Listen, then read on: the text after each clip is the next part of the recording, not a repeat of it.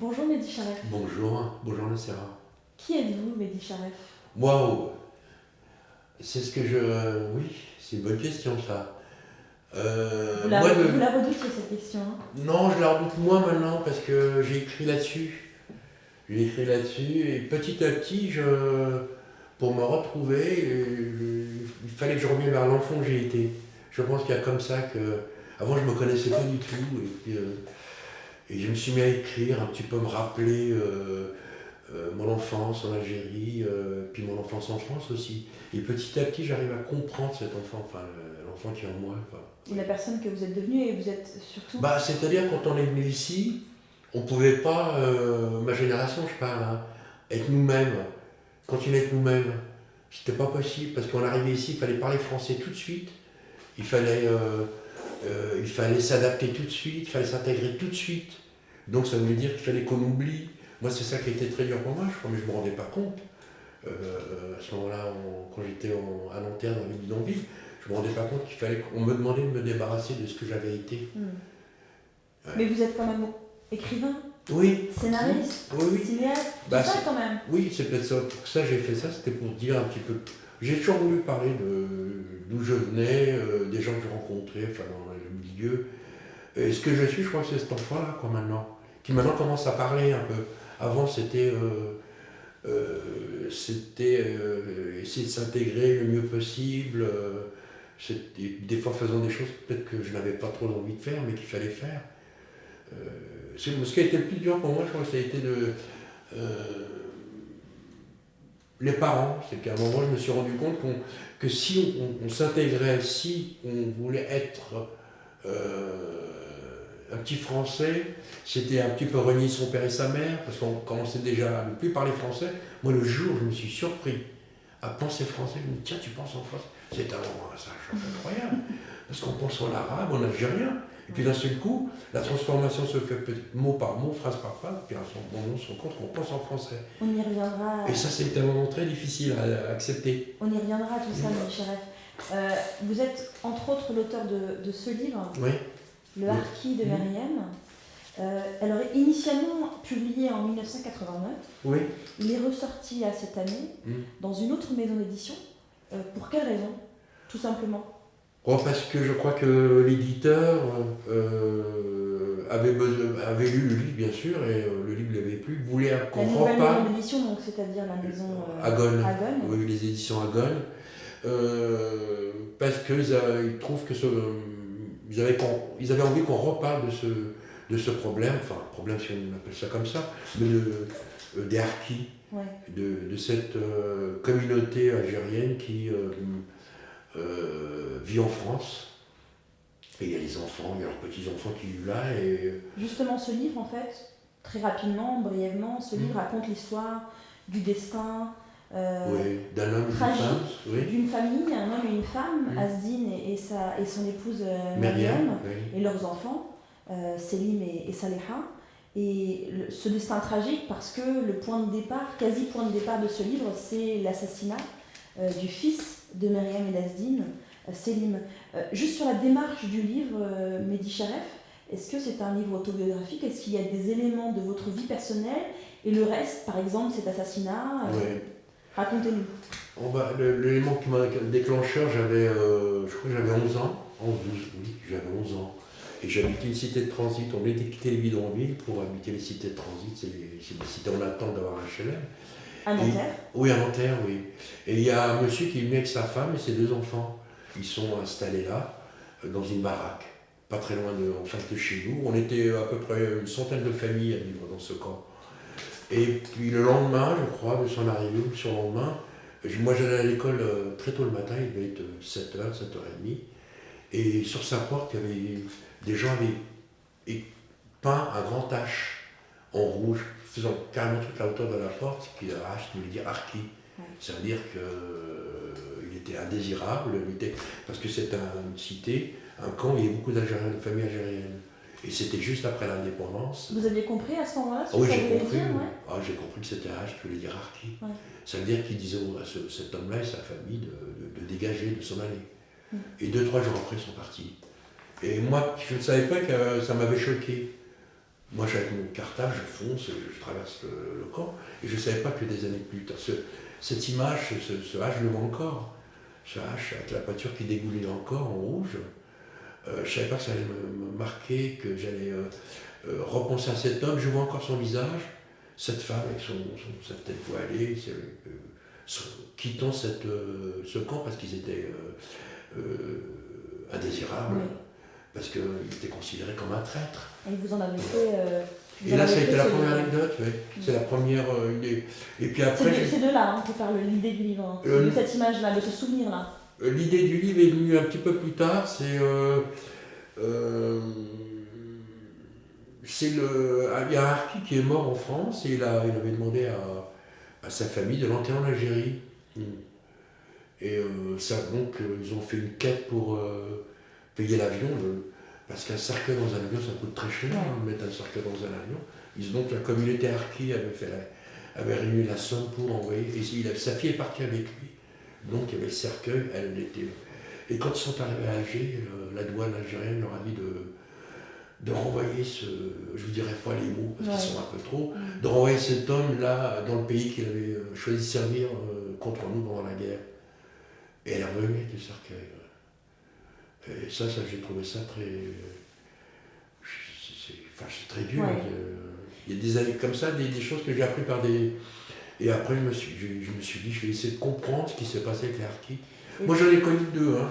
Eux, vous savez ce qu'ils faisaient, l'armée française, pour montrer qu'elle était armée, qu'elle avait des blindés, des canons, des jeeps, des armes, des mitraillettes, à nous autres populations algériennes, pendant la guerre. Elle défilait tous les 15 jours dans notre village, à Marnia, pour montrer tous ces armes. Et au coin de dans le défilé, il y avait des soldats qui marchaient, au chaque coin, ils mettaient des harkis pour que nous on voyait ces soldats harkis, parce qu'ils étaient... c'est parce que ça donnait envie, oui, c'est ça. Exactement. Ils étaient bien habillés, j'imagine. Et voilà, vous avez compris. Et il y a des types qui suivaient le cortège, défilant en disant, moi aussi je veux être comme lui, parce que je veux me marier, je veux être la seule de me payer un loyer. L'élément déclencheur, ou en tout cas le départ de cette histoire-là, de cette tragédie familiale, c'est l'assassinat de Selim, le fils d'Azdine et de Myriam. Avec ces mots, je vais lire un passage du livre qui, je pense, est un des passages les plus frappants. Il mit le doigt sur son oreille et pencha ses yeux rouges. En guise de réponse, il tira les cheveux du frisé. « Pauvre con !» lui jeta les Selim. Le châtain s'essuya les lèvres et reprit. « Si par malheur tu as une carte d'identité française, on te fait la peau. On ne veut pas te basaner dans les mêmes registres que nous. Bico tu es, bico tu resteras. Tes papiers. » Selim ne broncha pas. Le chauve aux 50 berges gifla de nouveau Selim et rit dans son blouson comme s'il touchait le tiercé dans l'ordre. Burk. Et puis ensuite plus loin, page 26. La pointe de la lame chatouilla le nombril de Selim qui se débattait comme une anguille dans une nasse. Il sentit une pointe de métal froid lui traverser le ventre, le glaçant. Il n'eut pas mal, Selim. Il fixa le châtain clair sans aucune expression sur le visage, vide, comme renonçant à comprendre quoi que ce soit. Il ne se débattait plus, il n'avait plus peur. On imagine très bien en fait cette scène où Selim est seul face à ses assassins, ne pouvant rien faire, ne pouvant plus se débattre. Il y a des mots crus, très crus dans votre expression, dans votre façon d'écrire. C'était important pour vous d'être le plus proche de la réalité pour décrire à quel point et jusqu'à quel point on pouvait aller dans l'assassinat raciste. Parce que c'est une bande d'extrême droite. Oui. Moi j'ai eu peur 2-3 fois, on a été poursuivis par des bandes comme ça quand on était gamin. Et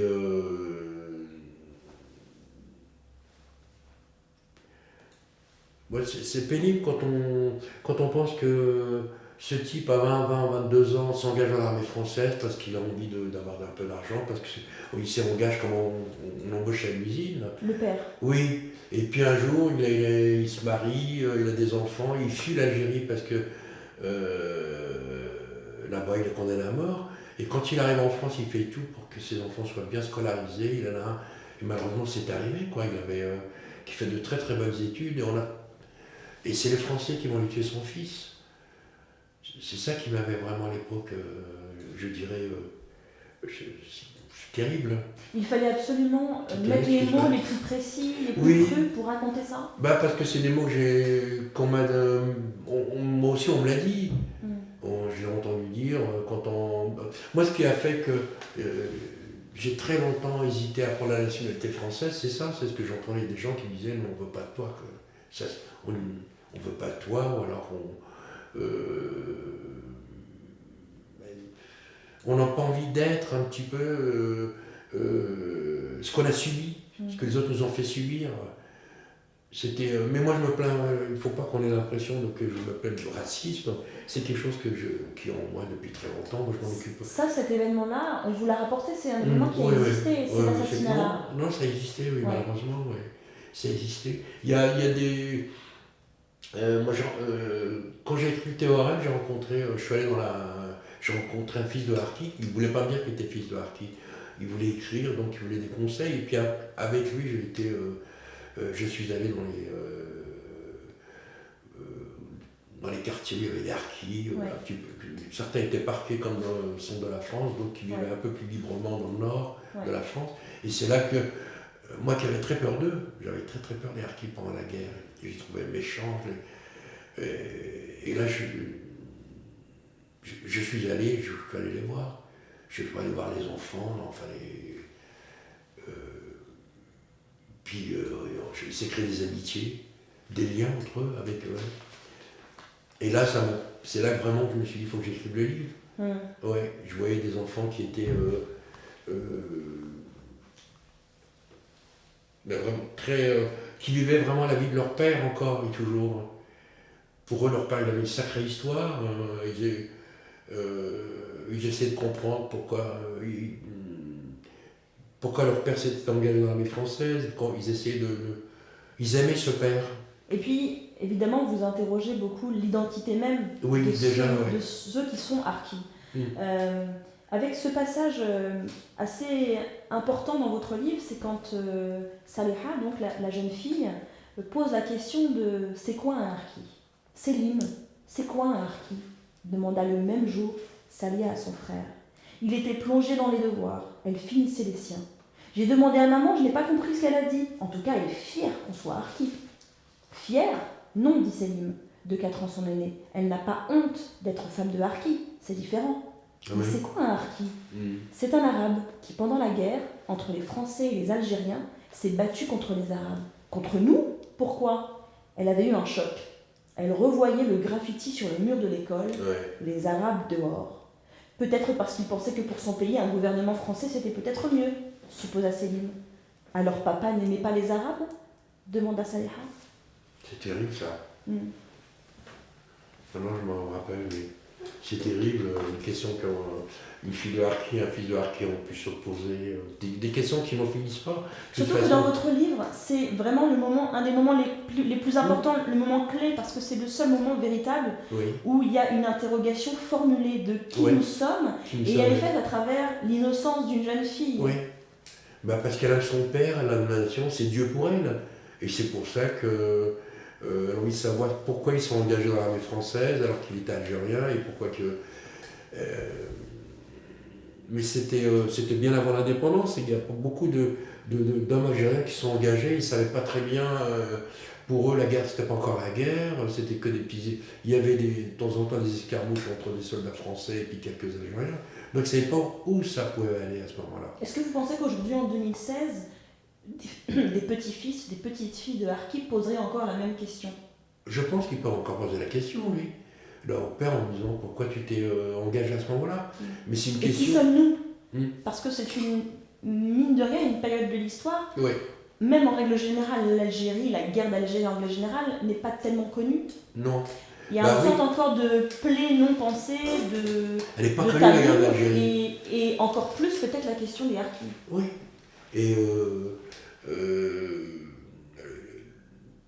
c'est tout ça que j'ai essayé de savoir en écrivant, comprendre vraiment ce qui s'est passé. Et je pense que c'est quelque chose de très simple finalement qui s'est passé. C'est ce que dit Myriam. Myriam, quand la femme du harki, quand elle l'a rencontré, il était déjà harki.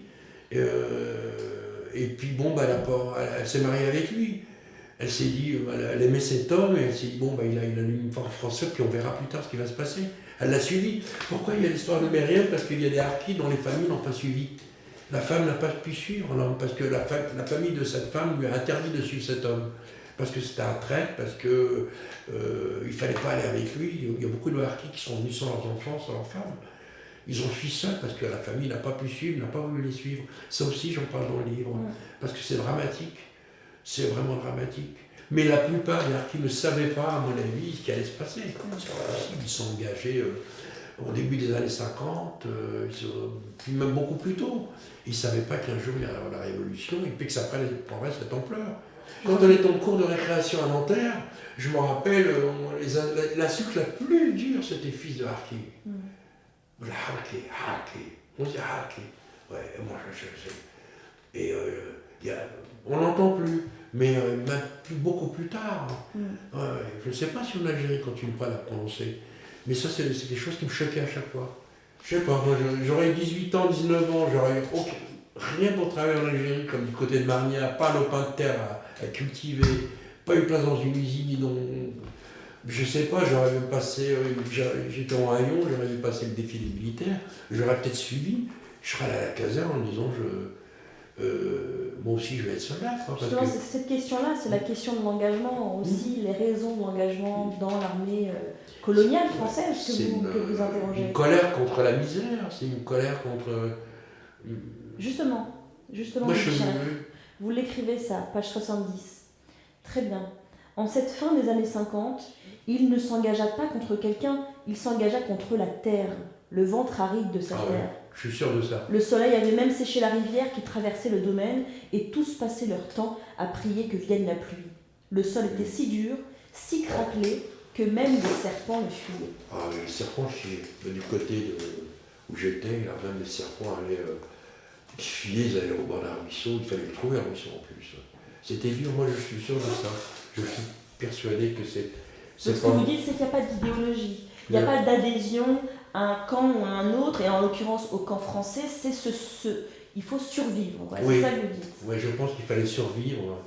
Il fallait survivre parce qu'on ne trouvait pas un travail, parce qu'on ne trouvait pas une occupation. Et on peut trouver être berger pour les colons.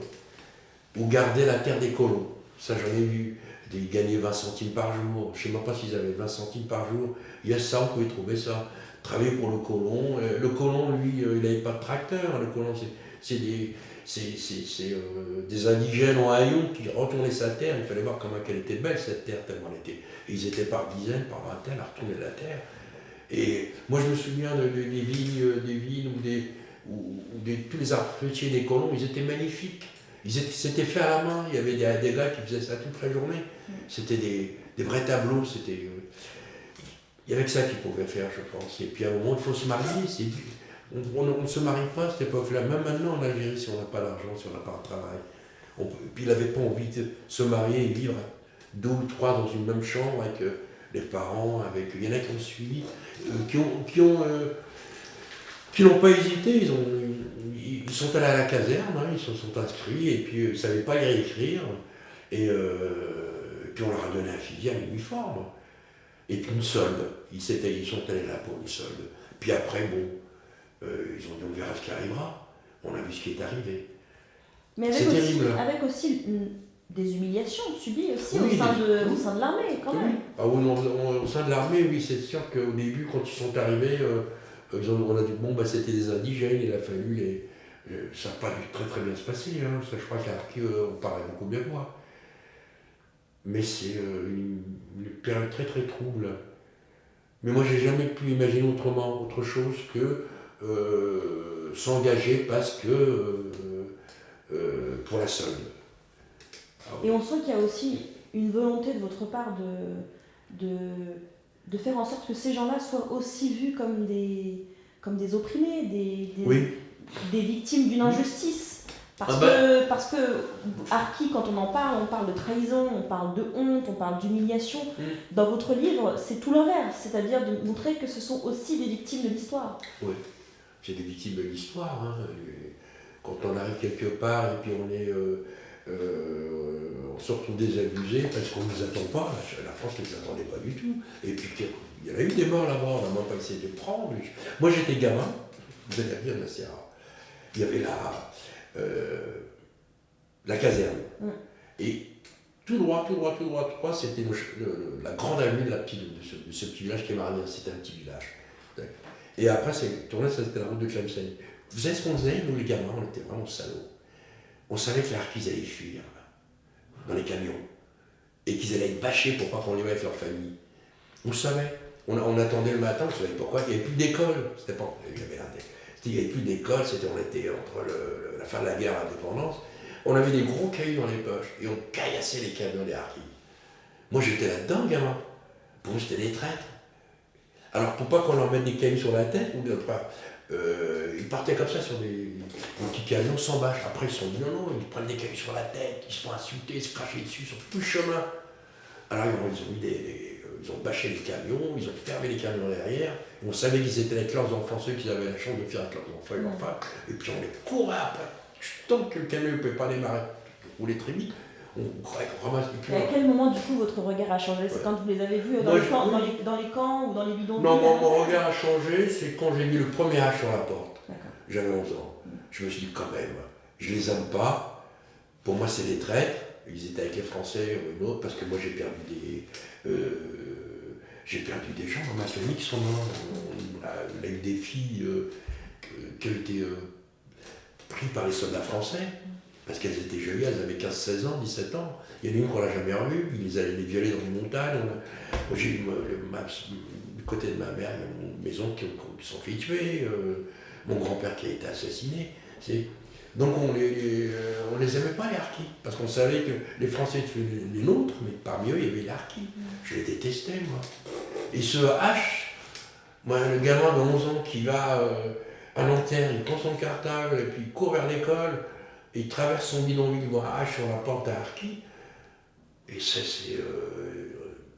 dans ma tête, je me dis c'est méchant les gens qui ont fait ça. À ce moment-là, je me dis c'est méchant. Ça se fait pas, malgré tout. Comment ça a commencé avec ce H ça m'a fait de la peine pour cette famille. C'était une énorme humiliation pour lui, et sa femme, et ses enfants, parce qu'ils ont dû voir le H, ses enfants. Toute leur vie, ils se sont trimballés ce H, lui et les gamins. Comment vos proches, votre famille, votre entourage a reçu, a accueilli ce livre qui réhabilite dans l'histoire en fait les harkis, alors même que vous nous expliquez que pour vous c'était l'humiliation, c'était la honte. C'est le seul livre que personne n'a voulu lire dans ma famille, que j'ai écrit, des films, c'est le seul. Non, ils n'ont pas voulu. Toujours aujourd'hui? Oh, même aujourd'hui, oui. Qu'est-ce que c'est que cette histoire? Parce que mon père, mon mère se souviennent des ratonnades, se souviennent des coups de feu. En Algérie, quand il fallait s'enfuir, il ne fallait pas braver le couvre-feu, il ne fallait pas traîner dans la rue. Donc les gens qui leur tiraient dessus, nos parents, les soldats français, il y avait aussi l'arrêté là-dedans. Et c'est ça que les gens se souviennent, ils ne comprennent pas. En Algérie, c'est pareil. Je ne sais pas si je pourrais aller un jour parler de ce livre en Algérie. Et je pense qu'il faut quand même, il faut que les gens sachent. Puis il faut qu'ils sachent, en Algérie, ce que les harkis sont devenus en France, comment on les a accueillis. Il faut qu'ils le sachent, les Algériens. Parce qu'avant tout, c'était des Algériens. Et ça, il faut leur dire. Quand ils sont arrivés ici, c'était terrible. Parce que personne ne les envisageait. Personne ne les envisageait. Et leurs enfants, ils étaient dans des camps, ils vivaient avec 10-15 par famille dans une chambre. Je trouve ça inhumain. Est-ce que ça a été difficile d'écrire ce livre pour vous? Ah bah oui, c'est difficile parce qu'on pense à son frère, on pense à ses sœurs, on pense à son père, on pense à la communauté algérienne, on se dit comment ils vont penser, comment je vais leur annoncer ça, comment ils vont prendre le livre. Ouais. Mais moi je n'oublierai jamais l'humiliation qu'a subi ce père et sa femme et leurs 2 enfants. Ils sont venus habiter chez nous les Algériens, dans notre bidonville, parce qu'on va être entre Algériens. On va pouvoir parler arabe et tout, parce que les Français, ils ne nous ont pas attendus, on a fait la guerre. Et puis l'ennemi même, la communauté algérienne, va peindre un grand H sur la porte de ce type, et qui lui, il repart le lendemain, je ne sais pas où il est allé ce pauvre gamin. C'est ce pauvre homme avec ses 2 enfants, sa femme.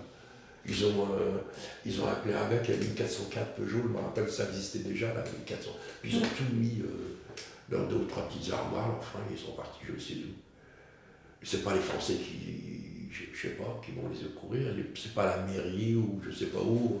Mais au-delà de la question harkie, c'est la question algérienne qui est encore peut-être bien, oui. béante et qu'on n'a pas encore complètement digéré. Oui. Il y a un héritage colonial qu'on n'a pas encore traité complètement. Bien sûr, oui, complètement non. Il y a un gros héritage, de grosses questions, il y a de grosses réponses encore à venir sur cette période, sur la colonisation. Est-ce que tout ça n'explique pas aussi le contexte qu'on est en train de vivre, de racisme, d'islamophobie Est-ce que vous faites un lien? Ah non, moi il y a une chose qui me choque, hein. Je crois que c'est vraiment la principale, c'est que le colon veut toujours être colon. Même maintenant en 2016 en France, ils ont été colons, on a été indigènes. Et cette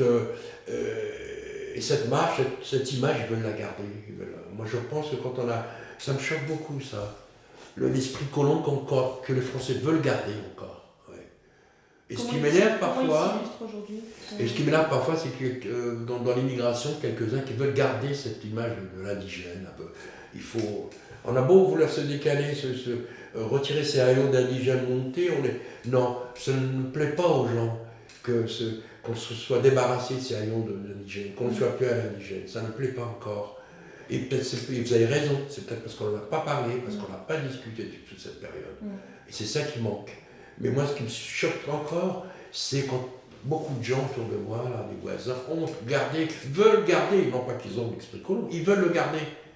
C'est quelque chose qu'ils ne veulent pas oublier, qu'il y a eu une domination sur nous, qu'il y a eu un apartheid. Comment elle s'exprime aujourd'hui, cette volonté de rester colon, de dominer toujours sur les indigènes, comme vous dites? Parce que j'ai l'impression que si nous, on nous demande de s'intégrer, mais finalement personne ne veut qu'on s'intègre, parce que s'intégrer c'est évoluer, donc personne ne veut qu'on évolue.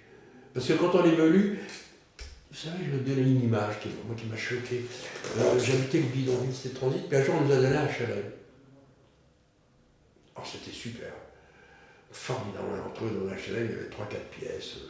Ma mère en pleurait presque. C'était les années 70 ? Oui, ma mère en pleurait presque quand on est monté au 3e étage. Il y avait des Français qui sont... Parce que c'était tout neuf. Donc on aménageait avec des Français. Eux, chacun mettait ses meubles, chacun prenait son appartement. Et nous, on était au 3e. Et puis un jour, on s'est rendu compte que les Français qui étaient avec nous partaient les uns après les autres, les familles. Ils ne voulaient pas qu'on soit égal. Sur égal avec eux. Ils n'ont pas voulu. Ils ont préféré s'endetter, aller acheter un pavillon plus loin, ou aller acheter un immeuble, s'endetter pour payer plus cher, mais où on n'était pas là. Mais le fait que socialement, ils ont vu qu'on arrivait à la même hauteur qu'eux, ça les a choqués. C'est pour ça qu'ils sont partis. Ils ont trouvé d'autres prétextes pour dire qu'on quitte, parce qu'il y a trop d'arabes, trop de noirs, des choses comme ça. Non, ce qui les a vraiment fait chier dès le départ, excusez-moi l'expression, c'est qu'ils ont vu que socialement, on était la même. Moi, j'avais des bonnes notes à l'école, comme leur gamin qui est mon âge, qui est à la même place que moi. Et cette logique-là, elle existe toujours aujourd'hui? Non, ils ne veulent pas la perdre. Non, c'est ça que je crois qu'il faut que j'arrive à le faire comprendre. C'est qu'on veut garder l'esprit colon. Parce que ça nous donne, on se dit, quand on a l'impression que ça nous donne une identité. Mon identité, c'est parce que culturellement j'ai en moi. Mon identité, c'est que je sais qui je suis par rapport à un autre. Et je préfère que l'autre par qui je m'évalue, il soit en dessous. Donc, je lui laisse toujours son étiquette d'indigène et moi je garde celle du colon. Je n'arrête pas à me faire comprendre. Vous avez compris ce que je veux dire? Oui, j'ai compris. C'est ça qui est le plus emmerdant en France. C'est qu'à partir du moment où ils ont colonisé, où il y a eu un apartheid, où ils sont arrivés, ils ont dit votre langue c'est là. Excusez-moi, je vais parler normalement. Quand ils sont arrivés, ils ne voulaient plus qu'on parle arabe parce que moi ça m'avait choqué quand j'étais gamin. Pour eux, la langue arabe, c'était pas une langue. Waouh, ça c'est très dur. Vous l'avez entendu ça? La langue arabe n'est pas une langue. La preuve, c'est qu'on ne l'enseignait pas en Algérie. C'est qu'on a arrêté la langue pour dire on vient ici pour vous civiliser, la civilisation c'est de parler français et le français. Donc ça a été très dur. Très très dur. C'est peut-être ça qui se passe maintenant. Ça a été vraiment dur de s'entendre dire votre langue c'est pas une langue. C'est comme si c'est du barbare. La civilisation c'est de parler français, de se comporter comme ça, et puis tout commençait à s'éliminer. C'est-à-dire qu'on était dans une Algérie qui n'était plus à nous. Alors là, ça a été très dur aussi. Votre langue, elle vaut rien, donc on va ça prend autre chose, et votre pays n'est plus votre pays. Oh purée, ça fait mal. Et c'est ça c'est très très dur. De sortir de chez soi et d'avoir peur des gens qui sont venus. De leur dire, ça leur appartient, c'est eux, c'est eux les plus grands. C'est quelque chose qui est très dur à porter. Même maintenant, j'arrive pas à porter. La preuve, c'est que je suis en train de vous parler, j'ai l'impression de souffrir de l'intérieur. Moi, on m'a tout pris. Et quand je suis arrivé, après, mon père travaillait ici, on est venu, et j'avais très peur. Mais comment je vais aller vivre chez des gens qui nous ont fait ça en Algérie? J'ai mis du temps, hein, je ne voulais pas rester là. Ouais. Je n'ai jamais dit à mes parents, moi je fais partie de cette génération qui, l'exil, c'est pas mon truc, moi j'aurais préféré rester en Algérie. J'étais nu, j'étais pieds nus, mais j'étais... Vous étiez digne, c'est ça? Hein? Oh, non, j'étais un prince là-bas, dans ma montagne. C'est dur quand on vous prend tout, quand vous n'existez plus annihilé. Moi j'avais peur des Français quand j'étais en Algérie. Et quand vous êtes arrivé en France alors? Est-ce que vous avez peur, peur d'eux? Bah oui, j'avais peur, ouais. Et puis, moi je me rappelle des gamins, quand on sortait, on était inscrits à l'école, c'était l'école des Pâquerettes à Nanterre. Moi ça va, je marchais lentement quand je rentrais de la maison, je revenais au bidonville. Moi je connaissais des gamins, tunisiens, algériens, ils couraient quand on venait au bidonville. Ils couraient. Alors que l'école était à 5 minutes. Parce qu'ils voulaient rien entendre parler arabe. Ils voulaient revoir leur maman. Ah ouais, la maman, c'est la mère qui était notre patrie. On retrouvait la patrie, quoi. Et moi, je le sentais, là, à ce moment-là. Je me suis dit, ça va être dur hein, pour beaucoup d'entre nous de s'intégrer. Parce qu'on est obligé de faire que ça. Notre père ne nous a pas fait venir pour 2 ans ou 3 ans. Mon père, il nous a menti. Moi, je me rappelle, on était à la gare d'Austerlitz. Il vient nous chercher, mon père, à la sortie de la gare, on est d'Algérie avec ma mère, mes frères et sœurs. Et puis dans le taxi, on est sur Nanterre, mon père. Puis un jour, mon père nous dit, oh, tu sais, on reste ici 3 ans maintenant. Vous allez avoir le certificat d'études. Avec ça, vous allez avoir des bons postes dans l'administration, à la mairie, à la poste, à Marseille et tout, ce qui était vrai, ça aurait pu se faire comme ça. Les filles aussi. Et puis on repart. Franchement, moi, je ne l'ai pas cru, hein. Non, je ne l'ai pas cru. Et puis, il y a des fois, je sens comme même maintenant, comme un malaise en lui, de ne pas être parti à cette période-là. Vous disiez au tout début de notre entretien que le plus dur, c'est qu'on n'a pas pu être nous-mêmes. Non. Oh non, ça a toujours été comme ça. On n'a jamais été. Ouais. J'ai jamais été moi-même. J'ai commencé peut-être à être moi-même, j'avais 28-30 ans, peut-être quand j'ai vraiment commencé à écrire. Ça veut dire quoi, être soi-même? Être soi-même, c'est pas avoir honte de ce qu'on est, de ce qu'on fait et de ce qu'on parle. À un moment, moi, quand ma mère me parlait dans l'autobus, j'avais honte qu'elle parle arabe. Quand elle sortait, on allait parce qu'il n'y avait pas de grande surface à l'époque, comme maintenant, les grandes surfaces commerciales. Là. Il n'y avait pas, c'était que des petites boutiques, des petits épiciers. Il y avait Monoprix. Quand on allait à Monoprix, j'avais honte. Parce que les gens la regardaient avec sa robe à fleurs, avec son foulard sur la tête, avec on n'avait pas beaucoup d'argent, alors on allait chez des gens qui donnaient des vêtements. Alors on avait toujours des pullovers trop longs, parce qu'ils n'étaient pas notre taille, des pantalons trop courts. Et puis bon, ça. Et quand elle me parlait dans l'autobus, pour me dire on est où, moi j'avais honte, parce qu'elle parlait arabe, parce que je savais qu'il fallait que. Maintenant, il fallait parler français. Maintenant, on n'était plus en Algérie, on n'était plus. Je savais qu'il y avait un bouleversement qui allait bouleverser moi aussi, et que ça allait être très dur. Et qu'est-ce qui a fait que vous n'avez plus honte? Est-ce qu'il y a un événement qui s'est passé, quelque chose qui a fait que du jour au lendemain, ou voilà? Moi, je pense que c'était la destruction des bidonvilles d'abord. Moi, j'avais honte parce que la rue des Pâquerettes, on était entouré de bâtiments. Et ils nous regardaient, les gens des bâtiments de là-haut, par les fenêtres, l'hiver, quand il y avait le feu, ils regardaient les feux de chute.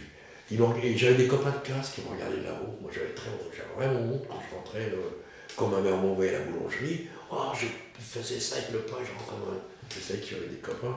Je pense que la destruction, déjà, du fait que les cités de transit et les bidonvilles, ça nous a redonné un petit peu de dignité. Ça, ouais. Tant que s'est colporté ça, c'était. On nous remarquait, on savait d'où on venait. Et c'est justement sur ça que vous avez écrit sur votre parcours dans Ouais. les bidonvilles, votre vie de gamin dans ces bidonvilles de Nanterre. Est-ce que vous pouvez nous en parler de ce livre? Quand est-ce qu'il va sortir? C'est un livre qui sortira, je pense, au printemps prochain. C'est l'arrivée d'une famille en France. On était avec nos valises, mon père était là. Et moi, je me rappelle que les 2 premiers jours, mon père ne voulait pas nous montrer le bidonville, il avait honte. Et alors, il nous a amenés chez sa sœur qui était dans un HLM, il s'appelait les Marguerites à Nanterre, qui sont très connues, les Marguerites. Je crois qu'ils ont implosé le bâtiment. Et puis le 3e jour, il nous a amenés parce qu'il ne travaillait pas, ça devait être un samedi ou un dimanche. Et alors, on est passé dans une cité. Qu'est-ce que faisait votre père? Mon père est ce qu'on appelait un terrassier à l'époque. C'est les gens qui creusent sur le bord dans la chaussée ou sur les trottoirs pour mettre des tuyaux de gaz, d'eau, d'évacuation. On creuse et puis après ils remettent les tuyaux, puis ils referment. Et avec son marteau-piqueur. Et on a traversé une cité, je me dis, oh c'est bien, je pensais que c'était ces HLM là. Je dis, ça doit être bien là. Et puis il continue, il marchait devant. Il nous suivait avec ma mère avec nos valises de mon sac, et puis on trace une 2e cité HLM. Ah, je dis, ça doit être là, ça fait au moins déjà 20 minutes qu'on marche, une demi-heure. Il y avait des bâtiments partout, il tourne comme ça entre les bâtiments. À chaque fois qu'il allait vers un bâtiment, on pensait qu'il allait penser sous le porche. Puis on a fait 3 cités comme ça. Et puis à un moment, il n'y avait plus de cité, j'ai bien vu qu'il n'y avait plus de cité, il n'y avait que c'était plein. Puis j'ai vu un village de loin, un truc noir, sombre, c'était bidonville. Moi j'ai dit, pourvu qu'on rentre pas là-dedans quand même, et on est rentré là-dedans. Et ma mère était dans un état. Vous êtes resté combien de temps dans le bidonville de Nanterre? C'est entre le moment où l'arrivée en France et le HLM. Ouais. Je crois qu'il y a eu 12 ans. Ouais, 12 ans, ouais. Donc ce sera prochain. C'était ça la honte au début, c'était vraiment ça. Moi j'avais vraiment. Les gamins, on a honte. S'il n'y a pas d'autres mots, on ne va pas utiliser les mots des grands. Hein. Est-ce que vous savez déjà comment il s'appellera votre livre ou pas encore? Rue des Pâquerettes. Rue des Pâquerettes. Oui, c'était la rue des Pâquerettes, à Nanterre, oui. Et au printemps, sorti au printemps. Oui. Il y avait toute la communauté algérienne qui habitait à Nanterre. Vous savez que la guerre d'Algérie est partie de Nanterre. Ouais, les premiers tracts ont été tirés à Nanterre, c'est l'immigration. C'est les immigrés qui ont tiré le premier tract pour la révolution algérienne. Les Algériens le savent, ils croient que tout a été fait là-bas. Et nous, moi je leur en veux beaucoup. À qui? Aux Algériens, à l'Algérie. Pourquoi? Parce qu'on payait la révolution. Tous les mois ils venaient, ils me faisaient peur, moi ces gens-là, avec des par-dessus noirs dans les bidonvilles, ils frappaient au pas, on leur donnait de l'argent. Pour la FLN, Moi je leur en veux beaucoup à l'Algérie, j'en veux beaucoup. C'est pour ça que j'y vais pas souvent. Oui, vous n'y allez pas, c'est ce que j'allais vous poser comme question, vous n'y allez pas? Non, je préfère être dans l'immigration. Je préfère la banlieue que l'Algérie. Vous préférez la banlieue que l'Algérie? Oui, ouais. Parce que je retrouve ceux que j'ai connus, je retrouve ceux qui ont les parents. Et puis vous savez, il y a un phénomène qui se produit maintenant. Moi quand je suis venu en France, j'ai vu dans le il y avait le coiffeur, il y avait le hammam, il y avait le boucher, il y avait l'épicier, il y avait tout. Et quand mon père me dit on reste 3 ans, on s'en va, je lui dis c'est pas vrai, c'est pas possible, on ne pourra jamais faire fortune en 3 ans. Et puis quand on voit ces gars ouvrir des commerces, on dit ils ont pour ouvrir pour 2 ans. On nous a pas. De l'Algérie, on ne nous a jamais appelés, comme ça, jamais fait attention à nous. Ouais. Est-ce que vous pourriez écrire sur ça? Ah oui, j'aimerais un jour que les Algériens là-bas s'interrogent sur l'immigration, qu'on n'ait pas des vénards. Ça, j'aurais voulu. C'est eux les vénards. Ils ont été vénards. Oui, je veux dire au début, c'était les vénards, parce que moi j'ai souffert de l'exil, je peux vous le dire. Bon. Merci Mehdi Charek. C'est moi qui vous remercie, Nassera.